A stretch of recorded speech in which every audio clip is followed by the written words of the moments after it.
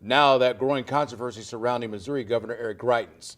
The governor is officially under investigation this morning after being accused of blackmail, and he may now be bracing for a fight to preserve his political career. The Associated Press reports that Greitens met yesterday with his cabinet members and placed calls to rally support.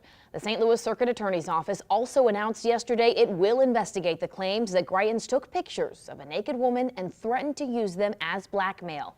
The governor admits to having an affair in 2015, but his attorney denies any blackmailing.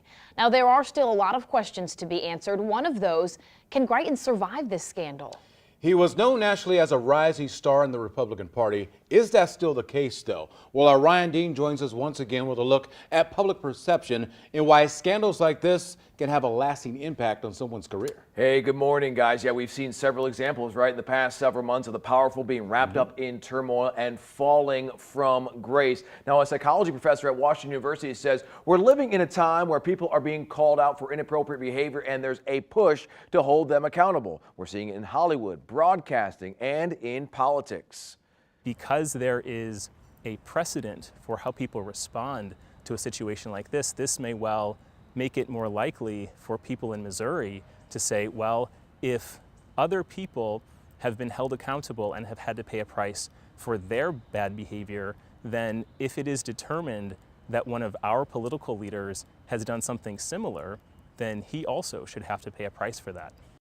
And just how damaging this latest news will be to Greitens' political future is unknown, but Tim Bono of Washington University says it's likely going to have an impact because of how we all handle negative news. Studies show that negative information like scandals do weigh on us more strongly than positive news, and he says the news of Greitens' affair is likely going to be disappointing to a lot of people because he came in office with this fresh perspective under the guise that he was an outsider, and a lot of people are going to see him as, you know, this is not an outsider type trait or type characteristic. And he also says, you know, when you think about negative news, that's why ads, right, the political ads are always focused on the negative of that opponent rather than praising their own opponent or their own contender for it, because we think it's more, it weighs heavier on us. We remember all the negative things. Yeah, absolutely. But with Greitens' campaign, there was a lot of family shots in there. Remember the video of him and his wife and the child with the strollers going down the sidewalk? Yeah, and one thing he did say, though, you know, it's going to be interesting to see if his supporters will say, well, you know, he came out in front of this, right? He admitted to it. His family has put out a statement. His wife put out a statement that they're dealing with this. It's a private matter. So maybe they say, well, private,